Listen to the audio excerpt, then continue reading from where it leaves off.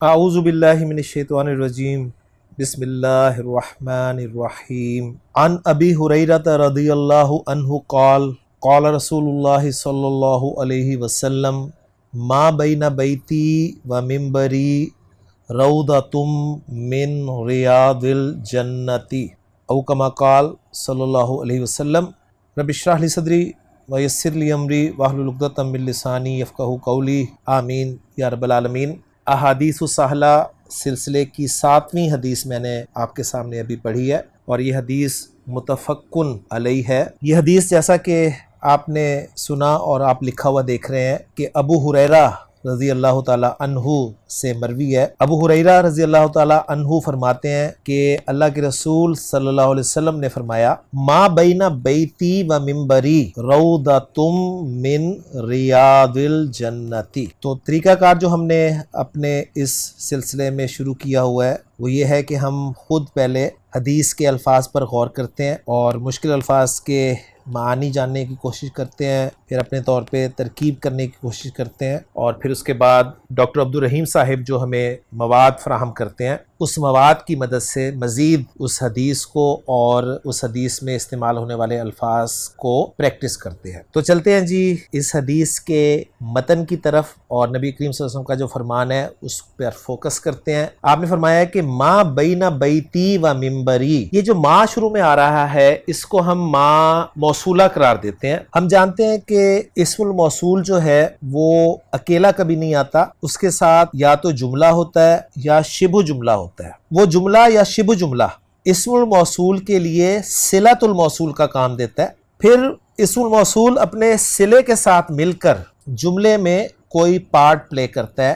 موصول اپنے صلے کے ساتھ مل کر مبتدا بھی بن سکتا ہے جملہ اسمیہ میں، اور خبر بھی بن سکتا ہے، ٹھیک ہے، کیونکہ جملہ اسمیہ کے 2 پارٹس ہیں نا، مبتدا اور خبر۔ تو اسم الموصول اپنے صلے کے ساتھ مل کر مبتدا بھی بن سکتا ہے اور خبر بھی بن سکتا ہے۔ پھر اگر جملہ فعلیہ میں اسم الموصول استعمال ہو رہا ہو تو وہ اپنے صلے کے ساتھ مل کر اس جملہ فعلیہ میں فعل کا فاعل بھی بن سکتا ہے اور اس فعل کے لیے مفعول بھی بن سکتا ہے۔ اسی طرح جو دوسرے اجزاء ہیں جملہ اسمیہ کے یا جملہ فعلیہ کے، ان اجزاء کے اعتبار سے وہ کسی جار کے لیے مجرور بھی بن سکتا ہے، یعنی اسم موصول اپنے صلے کے ساتھ مل کر حرف جر کے لیے مجرور بنے گا، یا پھر اگر کوئی مرکب اضافی استعمال ہو رہا ہے جملہ اسمیہ میں یا جملہ فعلیہ میں، اور وہ جملہ فعلیہ میں فاعل بھی بن سکتا ہے مرکب اضافی اور مفعول بھی بن سکتا ہے، اس طرح جملہ اسمیہ میں وہ مبتدا بھی بن سکتا ہے اور خبر بھی بن سکتا ہے۔ تو بہرحال اگر مرکب اضافی استعمال ہو رہا ہو تو موصول اپنے صلے کے ساتھ مل کر مضاف الیہ بن سکتا ہے، مضاف نہیں بنے گا، ذہن میں رکھیے گا۔ جس طرح جار مجرور میں وہ جار نہیں بن سکتا، مجرور بن سکتا ہے، ٹھیک ہے نا، کیونکہ جار تو حرف جر ہوتا ہے نا۔ اسی طرح مضاف الیہ میں وہ مضاف الیہ بن سکتا ہے۔ اسی طرح موصوف صفت اگر مرکب استعمال ہو رہا ہے، موصول اپنے صلے کے ساتھ مل کر موصوف کے لیے صفت بن سکتا ہے۔ بات سمجھ میں آ گئی؟ تو رزلٹ یہ نکلا کہ اسم الموصول جب بھی جملے میں استعمال ہوگا اکیلا استعمال نہیں ہوگا، اس کے ساتھ صلہ ہوگا ضرور، جسے صلۃ الموصول کہا جائے گا، اور وہ صلۃ الموصول وہ یا تو جملہ ہوگا یا پھر شبہ جملہ ہوگا۔ پھر اگر وہ جملہ ہوگا تو پھر وہ جملہ یا تو جملہ اسمیہ ہوگا یا جملہ فعلیہ ہوگا، اور اگر شبہ جملہ ہوگا تو شبہ جملہ سے مراد جار مجرور ہوگا یا ظرف اور مضاف الیہ ہو۔ بات سمجھ میں آ گئی؟ تو یہ چند باتیں آپ سامنے رکھیں گے تو انشاءاللہ تعالیٰ اسم موصول کے حوالے سے آپ کو ساری چیزیں سمجھ میں آ جائیں گی۔ اسم موصول مبنی ہوتا ہے، ہم جانتے ہیں، یہ ذہن میں رکھیے گا، اس لیے اسے پھر ہم ضرورت کے اعتبار سے محلن اس کا اعراب شو کر سکتے ہیں۔ اسے ہم محلن مرفوع قرار دیں گے یا محلن منصوب قرار دیں گے یا محلن مجرور قرار دیں گے۔ یہ باتیں اچھی طرح آپ نے ذہن میں رکھنی ہے۔ یہاں ایک اور بات اچھی طرح سے ذہن میں رکھیے گا کہ اسماء موصولہ جو ہیں وہ عربی زبان میں خاص بنائے گئے ہیں، جو کہ ہم نے ایک چارٹ کے تحت یاد کیے تھے۔ مذکر مؤنث کے اسماء موصولہ تھے، واحد مثنیٰ جمع کے اسماء موصولہ تھے، ٹھیک ہے۔ تو اللذی، اللذانی، اللذینی اور اللذینہ یہ تھے مذکر واحد مثنیٰ اور جمع کے، جبکہ مؤنث کے تھے اللتی، اللتانی، اللتینی اور اللاتی اور اللائی۔ اور اس میں نے آپ کو بتایا تھا، آپ کو یاد ہوگا کہ جو واحد اور جمع کے اسماء موصولہ ہیں نا وہ مبنی ہیں، یعنی مرفوع منصوب اور مجرور وہ سیم رہتے ہیں، یعنی اللذی، اللذینہ، اللتی، اللاتی اور اللائی یہ جو ہیں یہ مبنی ہیں، یہ مرفوع بھی ایسے ہی ہوں گے، منصوب بھی ایسے ہوں گے، مجرور بھی ایسے ہی ہوں گے۔ ہاں جو مثنیٰ والے ہیں ان میں اللذانی، اللذینی مذکر کے لیے مثنیٰ اور اللتانی، اللتینی مؤنث کے لیے مثنیٰ، ٹھیک ہو گیا. ان اسماء موصولہ کے علاوہ من بھی اسم موصول کے طور پہ استعمال ہوتا ہے اور ما بھی اسم موصول کے طور پر استعمال ہوتا ہے. ٹھیک ہے, ایون بھی استعمال ہوتا ہے, لیکن اس وقت ہم دو کو فوکس کریں گے, من اور ما.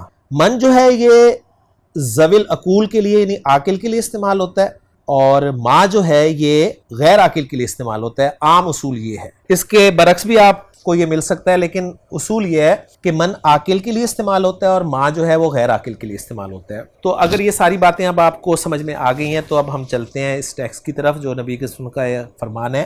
ایک جملہ آپ بیان فرما رہے ہیں, جملہ اسمیہ. جملہ اسمیہ کے دو پارٹس ہونے چاہیے جی, مبتدا اور خبر. تو ہم اس جملے کو جملہ اسمیہ بنا رہے ہیں, تو کیوں بنا رہے ہیں یہ بھی ذرا اچھی طرح سمجھ لیں کہ جملہ فعلیہ کی ڈیفینیشن یہ ہوتی ہے کہ وہ جملہ فعل سے شروع ہو رہا ہوتا ہے. ٹھیک ہو گیا, تو فعل تو شروع میں ہے نہیں. اچھا, بعض اوقات جملہ فعلیہ میں مفعول کو مقدم کر دیا جاتا ہے تو وہ منصوب اسم ہوتا ہے. تو یہاں پر یہ پاسبلٹی بھی اس لیے نہیں ہے کہ چلیں اگر ہم ما کو اسم موصول کو مفعول سمجھ لیں, فرض کیا, تو آگے فعل تو کوئی ہونا چاہیے نا. تو فعل ہمیں آگے کوئی بھی نظر نہیں آ رہا, تو اس لیے جملہ فعلیہ یہ بن ہی نہیں سکتا. تو اس کو ہم جملہ اسمیہ بنائیں گے, اور جملہ اسمیہ کے دو اجزاء ہوں گے جی, مبتدا اور خبر. تو اب ہم مبتدا اور خبر کا تعین کرتے ہیں ذہن میں. تو مبتدا میں بنانے لگا ہوں جی, اس میں ما اسم الموصول کو صلے کے ساتھ ملا کر مبتدا بناؤں گا, یہ ذہن میں رکھیے گا, کیونکہ یہ باتیں میں آپ کو سمجھا چکا ہوں. ما اسم موصول ہو گیا, اس کے بعد اسم الموصول کے لیے جو صلہ آنا چاہیے وہ یا تو جملہ ہوگا یا شبہ جملہ ہوگا. اچھا, جملہ اسمیہ بھی ہو سکتا ہے, جملہ فعلیہ بھی ہو سکتا ہے, لیکن یہاں پر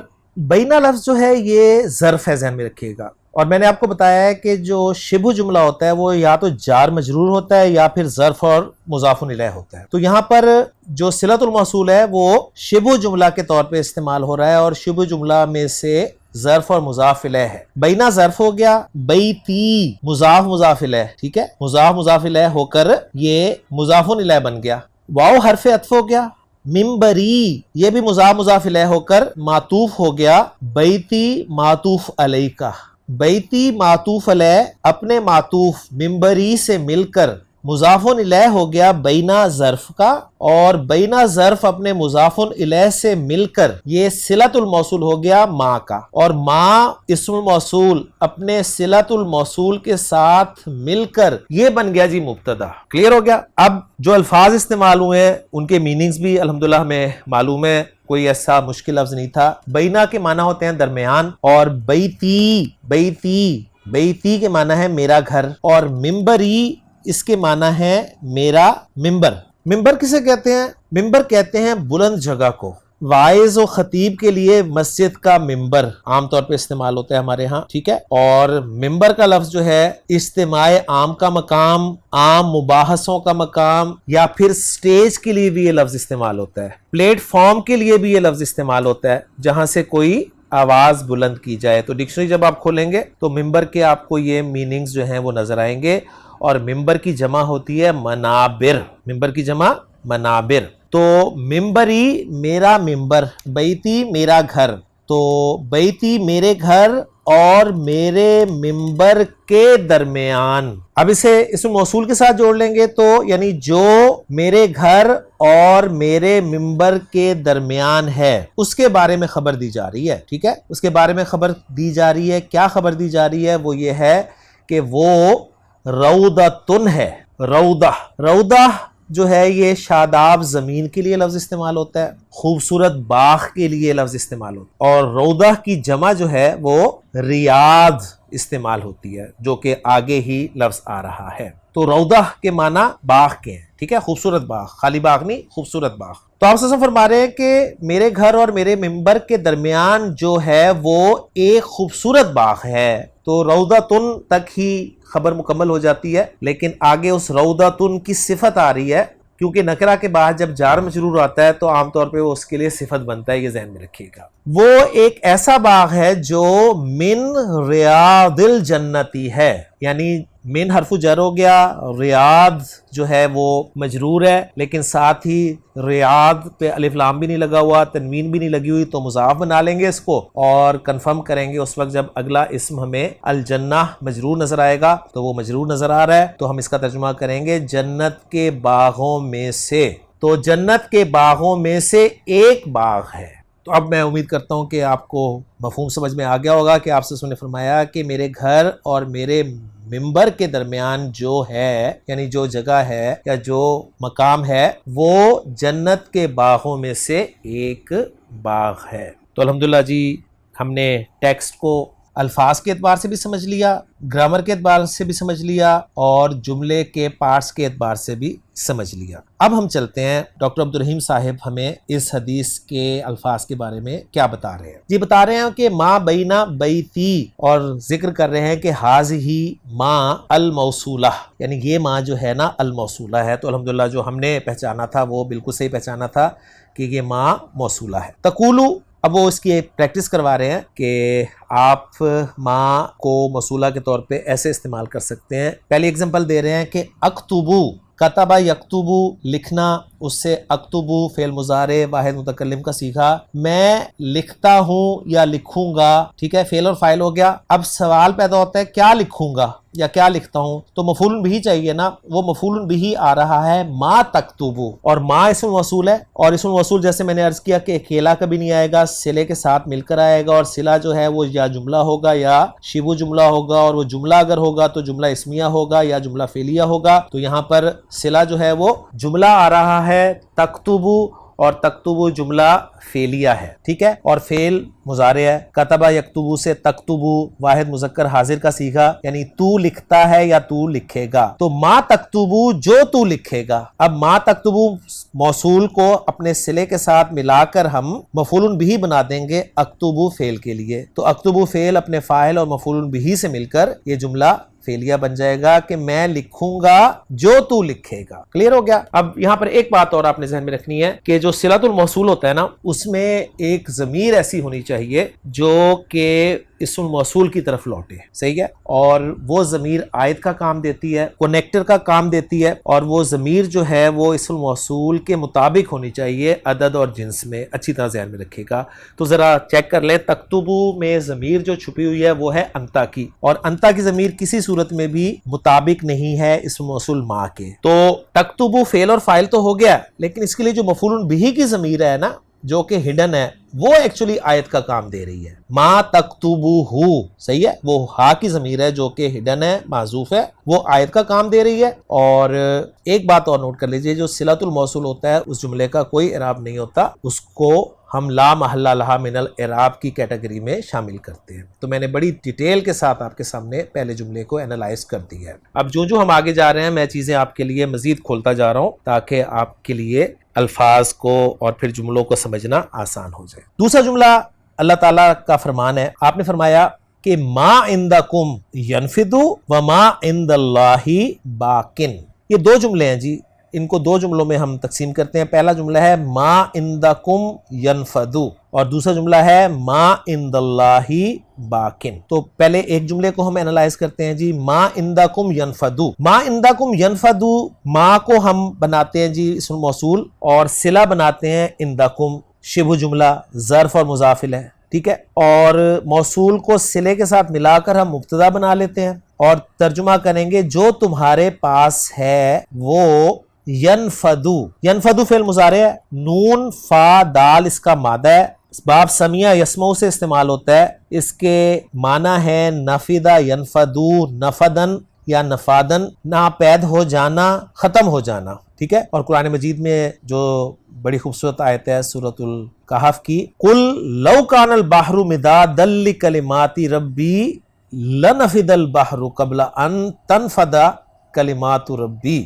تو دو جگہ یہ لفظ استعمال ہوئے، ایک جگہ ماضی نفدہ اور ایک جگہ مضارع تنفدہ، ان کی وجہ سے تنفدو تنفدہ ہو گیا، ٹھیک ہو گیا۔ تو قرآن مجید آپ کو بعض اوقات ماضی مضارع دونوں صیغے بتا دیتا ہے، کلیئر ہوگی بات۔ تو نفاد کے معنی کیا ہے؟ ختم ہو جانا، ناپید ہو جانا۔ تو ما عندکم جو تمہارے پاس ہے، جو کچھ تمہارے پاس ہے، ینفدو وہ ختم ہو جائے گا، وہ ختم ہو جائے گا۔ ینفدو فعل اور فاعل مل کر یہ کیا بن گئے؟ یہ خبر بن گئے، اور ما عندکم مبتدا، مبتدا اپنی خبر کے ساتھ مل کر جملہ اسمیہ بن گیا، ٹھیک ہو گیا۔ اور پھر واو کے ساتھ ایک اور جملہ آ رہا ہے ما عند اللہ، اس کا انالیسس بھی ہم اسی طرح کریں گے۔ ما اسم الموصول ہے، اور عند اللہ ظرف مضاف الیہ، یہ صلۃ الموصول ہو گیا، اسم الموصول اپنے صلے کے ساتھ مل کر مبتدا بن گیا، اور باقن جو ہے یہ خبر بن گیا، ٹھیک ہے۔ اب یہ باقن آپ کے ذہن میں سوال پیدا ہو رہا ہوگا کہ خبر تو مرفوع ہوتی ہے تو یہ باکن تو مجرور ہے. بالکل نہیں ایسا. یہ باکن جو ہے یہ بھی مرفوع ہے. یہ ایکچولی تھا باقیون. باقیون یعنی با قاف یا مادہ تھا. باب سمیع یسمعو سے بقیہ یبقا. بقیہ یبقا یو سے بقیہ یبقا اور پھر اسے اسم الفاعل باقیون اور پھر باقیون یہ اسم المنقوص ہے. اور اسم المنقوص ہم جانتے ہیں وہ اسم ہوتا ہے جس کے آخر میں یا ما قبل زیر ہو تو باقیون. ٹھیک ہے, باقیون باقی جسے ہم اردو میں باقی کہتے ہیں نا. تو جو اس میں منقوص ہوتا ہے اس کا اعراب مرفوع 2 زیر کے ساتھ آتا ہے, مجرور بھی 2 زیر کے ساتھ آتا ہے اور منصوب جو ہے وہ 2 زبر کے ساتھ ہی آتا ہے. تو باقیون کو ہم اگر اعراب سے شو کرنا چاہیں تو اعراب ہوگا باکن, باقین اور باکن. ٹھیک ہے, تو چونکہ یہ مرفوع فارم بھی ہے اور مجرور فارم بھی ہے اور ہمیں چاہیے مرفوع فارم, تو ہم کہیں گے کہ یہاں پر یہ مرفوع استعمال ہوا ہے یعنی باقی رہنے والا, بچ جانے والا. تو اب بات آپ کو سمجھ میں آگے ہوگی کہ ما عند اللہ اور جو کچھ اللہ کے پاس ہے باکن وہ باقی رہنے والا ہے. کلیئر ہوگی بات جی. اب مزید چلتے ہیں آگے. لفظ بتا رہے ہیں جی المنبرو اور اس کی جمع بتا رہے ہیں منابرو اور منابر غیر منصرف اسم ہے اور صیغہ منتہی الجموع ہے. پہلے 2 حروف زبر کے ساتھ پھر الف اور پھر 2 حروف. ٹھیک ہو گیا. مزید ہمیں بتا رہے ہیں وہ کچھ کہ کانا بیت النبی صلی اللہ علیہ وسلم. کانا بیت النبی صلی اللہ علیہ وسلم. کانا جب بھی آئے گا اس کا ایک اسم ہوگا, ایک خبر ہوگی. کانا کا اسم مرفوع ہوگا, خبر منصوب ہوگی. ٹھیک ہے, اور خبر کی جگہ پر کانا کی جار مجرور بھی آ سکتا ہے. تو کانا کا اسم ہے بیت النبی یعنی نبی اکرم صلی اللہ علیہ وسلم کا گھر تھا. کیا تھا؟ فی موضع قبرہ الانا یعنی آپ کی قبر کی جگہ پر. آپ صلی اللہ علیہ وسلم کا گھر آپ کی قبر کی جگہ پر تھا یعنی قبر کی جگہ جو اب ہے الانا اس وقت. اب جو آپ کی قبر کی جگہ ہے نا اس وقت آپ صلی اللہ علیہ وسلم کا گھر تھا. تو یہ بتا رہے ہیں. تو بیت النبی مضاف مضاف ہے مل کر یہ کانا کا اسم ہو گیا اور کانا کی خبر جو ہے وہ جار مجرور ہے فی موضع قبرہ. کلیئر ہوگی بات. اس کے بعد الروضۃ اس کے معنی بتا رہے ہیں البستان یعنی باغ کے. الحدیقۃ یہ بھی باغ کو کہتے ہیں اور جمعھا اور اس کی جمع ہا کی ضمیر الروضہ یعنی مؤنث ہے نا وہ تو ہا کی ضمیر لگائی گئی ہے. جمعھا اس کی جمع ریاض یعنی ریاض ہے. لے جی اب ہے مناقشہ. اس میں پہلا سوال ہے جی اجب عما یاتی. اجب اجابہ یجیب اجابتن سے فعل امر ہے. اجب تو جواب دے عما یاتی کس کا؟ اس کا جو آ رہا ہے. جی جواب دینے ہم نے سوالوں کے. پہلا سوال ہے جی فی المسجد النبوی. مسجد نبوی میں روضۃ من ریاض الجنتی یعنی جنت کے باغوں میں سے ایک باغ ہے. مسجد نبوی میں سوال وہ کر رہے ہیں کہ جنت کے باغوں میں سے ایک باغ ہے. بین بینا یبینو تبیینن واضح کرنا. وہ کہہ رہے ہیں بین تو واضح کر موضعہا اس کی جگہ واضح کریں. تو ہمیں بتا دیا گیا تھا کہ آپ صلی اللہ علیہ وسلم کا جو فرمان ہے کہ ما بین بیتی و منبری روضۃ من ریاض الجنتی. اس کا جواب ہم یوں دے سکتے ہیں کہ موضعہا اس کا مقام جو ہے وہ کیا ہے؟ وہ ہے بین بیت النبی صلی اللہ علیہ وسلم و منبرہ یعنی وہ آپ صلی اللہ علیہ وسلم کے گھر اور آپ کے ممبر کے درمیان ہے. دوسرا سوال وہ کر رہے ہیں کہ اینا کانا بیت النبی صلی اللہ علیہ وسلم. اینا کہاں؟ کانا تھا بیت النبی صلی اللہ علیہ وسلم نبی اکرم صلی اللہ علیہ وسلم کا گھر کہاں تھا؟ تو کانا بیت النبی صلی اللہ علیہ وسلم فی موضع قبرہ الانا. یہ جواب ہمیں لکھا ہوا مل گیا تو ہم نے وہیں سے کاپی کر لیا. تیسرا سوال ہے بماذا وصف النبی صلی اللہ علیہ وسلم الموضع الذی بین بیتہ و منبرہ یعنی بماذا کیا وصفہ صفت بیان کی آپ نے, کیا تعریف کی آپ نے. کس نے؟ النبی صلی اللہ علیہ وسلم یعنی نبی کریم صلی اللہ علیہ وسلم نے کیا صفت بیان کی ہے؟ کس کی؟ الموضع کی, اس جگہ کی. کون سی جگہ؟ الذی جو کہ بین بیتہ و منبرہ آپ کے گھر اور آپ کے منبر کے درمیان ہے۔ تو آپ نے کیا صفت بیان کی؟ آپ نے بتایا کہ ما بین بیتی و ممبری روضۃ من ریاض الجنتی، تو وہی حدیث ہم یہاں پر بھی کوٹ کر سکتے ہیں جواب میں۔ چوتھا سوال ہے من الصحابی، کون ہے وہ صحابی؟ الذی، جس نے روایت کیا ھذا الحدیث، اس حدیث کو۔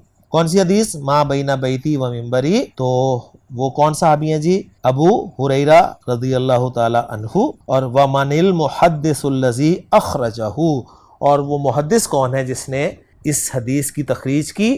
تو ہم کہیں گے کہ ہما، وہ البخاری و مسلم، وہ امام بخاری اور امام مسلم رحمہم اللہ ہے۔ باب پارٹ ہے جی سوالوں کا کہ ما معنی الروضۃ، روضہ کے کیا معنی ہے، اور وما جمعھا، اور اس کی جمع کیا ہے۔ تو ہمیں بتایا گیا تھا کہ الروضۃ البستان یا الحدیقۃ، اور جمعھا ریاض۔ دوسرا سوال ہے جی ما جمع ممبری، ممبر کی جمع کیا ہے؟ تو ہم کہیں گے جمع ممبر منابرو، منابر ہے۔ اور تیسرا سوال جو کہ آخری سوال ہے سبق کا بھی، کہ ادخل، تو داخل کر ما الموصولہ، ما موصولہ کو، ٹھیک ہے، ما الموصولۃ فی جملۃ، کسی جملے میں، من عندک، اپنی طرف سے، یعنی اپنی طرف سے کسی جملے میں ما موصولہ کو داخل کر۔ تو ما موصولہ سے جی آپ نے کوئی بھی جملہ بنانا ہے، یہ میں آپ پر چھوڑتا ہوں کہ آپ ما موصولہ کا کوئی بھی جملہ بنا سکتے ہیں۔ تو الحمدللہ جی ہماری حدیث نمبر 7 مکمل ہو گئی، اور بہت کچھ ہمیں اس حدیث میں ملا جاننے کو، اور میں اللہ تعالیٰ سے دعا کرتا ہوں کہ اللہ تعالیٰ ہمیں توفیق دے اس مقام میں داخل ہونے کی، اس مقام پہ نفل پڑھنے کی، اس مقام میں بیٹھنے کی، جس مقام کو نبی کریم صلی اللہ علیہ وسلم نے جنت کے باغوں میں سے ایک باغ قرار دیا، ٹھیک ہے۔ اور ہم جانتے ہیں سب کہ وہ مقام کیا ہے۔ جو بھی کوئی وہاں جاتا ہے اس کی خواہش ہوتی ہے کہ وہ اس جگہ پر کم از کم 2 نفل جو ہے وہ ادا کرے، اور وہ چونکہ جنت کے باغوں میں سے ایک باغ ہے جگہ، آپ صلی اللہ علیہ وسلم کے فرمان کے مطابق، تو جو ایک مرتبہ جنت میں داخل ہو گیا، کانسیپٹ یہی ہے کہ وہ پھر جنت سے نکالا نہیں جائے گا۔ اللہ تعالیٰ سے دعا ہے کہ اللہ تعالیٰ ہم سب کو جنت الفردوس میں جگہ عطا فرمائے۔ تو انشاءاللہ تعالیٰ اگلے لیکچر میں احادیث سہلہ کی نئی حدیث کے ساتھ آپ سے ملاقات ہوگی۔ سبحانک اللہم و بحمدک، اشہد ان لا الہ الا انت، استغفرک و اتوب الیک۔